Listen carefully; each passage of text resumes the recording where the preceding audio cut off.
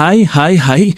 Jadi di video kali ini gue akan ngebahas satu film berjudul Nowhere yang bercerita tentang perjuangan seorang wanita yang terdampar di tengah laut sendirian hampir sebulanan lah kata gue.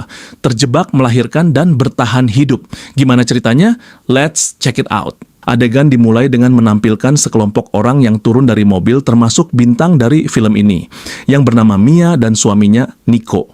Mereka adalah warga Spanyol yang hendak kabur ke Irlandia dengan menyusup ke kontainer secara diam-diam. Di Spanyol saat ini sedang terjadi krisis kelangkaan sumber daya yang mengharuskan pemerintah mengurangi penduduk, terutama golongan menengah ke bawah. Rezim diktator ada di mana-mana. Jadi Mia dan warga lain terpaksa menyusup di malam hari agar tidak ketahuan oleh polisi. By the way, si Mia ini dalam kondisi hamil tua ya guys. Si Mia ini sebenarnya ragu soal pelarian mereka. Ia cemas kalau nanti semuanya tidak berjalan dengan lancar. Tapi suaminya Nico mencoba menenangkan istrinya dan mengatakan kalau mereka akan aman. Tapi ketika di tengah perjalanan, truk yang mengangkut mereka dicegat saat pintu kontainer dibuka. Banyak warga pelarian lainnya yang menerobos masuk. Bahkan membuat si Mia ini sempat terjatuh. Tapi yang namanya pelarian harus serba hati-hati. Demi keamanan, separuh warga dari kontainer mereka dialihkan ke kontainer lain, termasuk si Nico. Jadi Mia dan si Nico ini terpisah. Hal itu membuat si Mia semakin cemas dan bergegas menelpon suaminya. Mungkin karena faktor hamil juga. Makanya si Mia ini mudah khawatir. Suaminya sekali lagi membujuk istrinya agar tetap tenang. Di tengah perjalanan, Mia mengintip dari lubang dan melihat kondisi negaranya yang hancur. Kekerasan ada di mana-mana. Dari orang tua dan anak-anak dikurung dan disiksa dalam kandang. Setibanya di pelabuhan, ternyata ada beberapa polisi yang melakukan pemeriksaan. Mia dan warga lain bersembunyi di bagian belakang kontainer. Ketika polisinya masuk, isinya kontainernya kosong, tapi polisi ini merasa ada sesuatu yang aneh. Jadi, ia keluar dan memeriksa kontainer dan menyuruh bawahannya menembak ujung kontainer. Tepat seperti dugaan, ada bilik rahasia dalam kontainer tersebut. Situasi semakin tegang dan mencekam saat polisi tadi kembali ke dalam, sekali lagi memeriksa kontainer. Polisi tersebut membujuk warga pelarian yang menyusup segera keluar. Polisi ini bilang kalau mereka akan aman kalau menyerahkan diri. Di tengah keheningan, si Mia ini tidak tinggal diam seperti warga lainnya. Ia naik ke atas peti kayu dan berbaring di atasnya. Usut punya usut. Warga tersebut akhirnya luluh dengan rayuan maut polisi tadi. Bukannya dievakuasi, para polisi itu menembaki semua warga pelarian tersebut. Semuanya meninggoy. Hanya si Mia yang selamat karena tadi bersembunyi di tempat yang aman. Mayat-mayat dari warga tersebut dipindahkan dan mungkin dibuang. Para polisi itu pun pergi meninggalkan si Mia yang sedari tadi histeris dan ketakutan. Saat pintu kontainer tertutup, si Mia langsung turun menenangkan diri sejenak. Wah, kalau gue jadi si Mia udah nggak bisa tenang lagi. Bakal pingsan dah. Akhirnya si Mia ini sampai di pelabuhan dengan aman, walaupun agak trauma berat ya guys. Ia langsung menelpon suaminya tapi tidak diangkat. Si Mia makin cemas dan takut suaminya dalam bahaya. Melihat situasi sekitar, ia mencoba mengumpulkan barang-barang warga yang tadi. Kali aja berguna kan?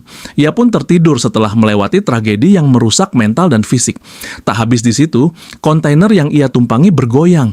Ternyata di luar sedang badai hebat. Ia terpental ke sana kemari dan akhirnya pingsan. Saat sadar, ia mendapati kontainernya mengapung di tengah lautan. Mencoba mencari bantuan, tapi layar ponselnya pecah. Tak lama ia mendengar teriakan dari luar yang ternyata bersumber dari kontainer suaminya yang perhalan tenggelam. Si Mia menjadi sangat syok mengira suaminya telah tewas. Ia tertidur dan mimpi buruk. Wajar sih, kalau gua jadi lu, boro-boro bermimpi buruk. Tidur aja pasti nggak bakal bisa. Setelah istirahat bentar, si Mia ini mengecek isi peti satu persatu. Kebanyakan barang yang tidak cukup berguna. Telepon berdering yang ternyata dari suaminya Nico. Ternyata Nico selamat. Mia yang senang mendapat sebuah harapan baru kembali. Hadeh, ya baru juga seneng. Si Mia ini mengalami kontraksi di perutnya. Ia akan segera melahirkan, tapi situasinya sangat-sangat tidak mendukung. Terjadi badai hebat yang memaksa si Mia melahirkan di tengah badai. Setelah perjuangan yang sangat hebat dan melelahkan, si Mia ini melahirkan seorang bayi perempuan dengan selamat. 2 hari setelah melahirkan bayinya, ia mendapati ide untuk melubangi kontainer dengan bor. Tapi tiap ia melubangi kontainer, bayinya menangis keras.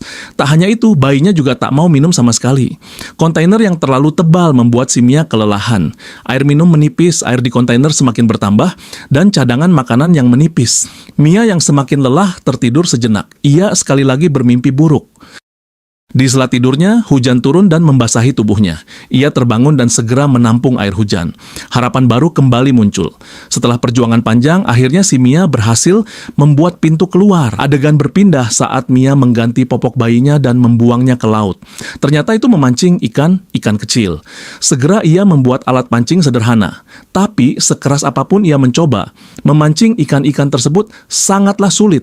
Ia akhirnya kelelahan dan berbaring di atas kontainer. Tiba-tiba sebuah pesawat melintas di hadapannya. Dengan sigap ia masuk mengambil sebuah pecahan kaca. Tapi pada saat ia mau keluar, kakinya tersangkut dan sobek oleh lempengan kontainer. Sambil menahan sakit, ia memantulkan cahaya memberi kode. Tapi bagaimanapun itu terlalu jauh. Ia akhirnya pasrah. Ia kembali ke dalam, membersihkan lukanya dengan alkohol dan menjahit lukanya dengan kabel. Sakitnya hampir membuatnya pingsan. Ia terkapar dan melihat kabel-kabel headphone, ide baru muncul. Kini ia merajut kabel membentuk jaring, menggunakan popok sebagai umpan. Tak berlangsung lama, ia akhirnya mendapatkan ikan dan segera memakannya dengan lahap. Hari berganti hari. Air laut semakin memenuhi kontainer. Ia harus memikirkan cara agar selamat sebelum kontainernya tenggelam.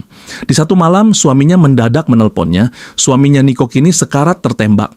Tapi Mia memohon agar suaminya tetap selamat demi bayi mereka yang baru lahir. Ia juga mendekatkan telepon ke bayinya agar suaminya mendengar suara bayi mereka. Kini kontainer sudah hampir terisi air sepenuhnya. Si Mia mencoba membuat kapal sederhana dari Tupperware. Ia mendadak terkejut melihat burung laut hinggap di kontainernya. Pertanda daratan sudah semakin dekat. Ia meletakkan bayinya di rakit buatannya dan mengikatkan tali ke tubuhnya yang tersambung ke rakit bayinya. Dan kontainer sudah tenggelam. Mia dan bayinya mengapung di lautan. Mia yang hampir sekarat berkata ke bayinya,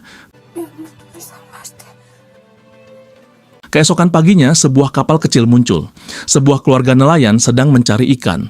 Mereka melihat rakit kecil dan mencoba meraihnya. Ternyata isinya adalah seorang bayi. Mereka bingung bagaimana bisa bayi terdampar di lautan seorang diri. Istri nelayan menemukan seutas tali dan menariknya. Setelah di ujung tali, Mia muncul dari dalam air laut. Mereka langsung memberi pertolongan pertama. Berulang kali mereka mencoba, tetap tak ada hasil. Si istri nelayan menatap bayi tadi. Naluri keibuannya muncul. Ia sekali lagi mencoba dan akhirnya si Mia tersadar. Pada akhirnya Mia dan bayinya selamat setelah berjuang di lautan berhari-hari. Berjuang dari pemerintah diktator dan selamat dari kematian. Si Mia menangis bahagia. Perjuangannya untuk hidup sangat kuat. Tamat.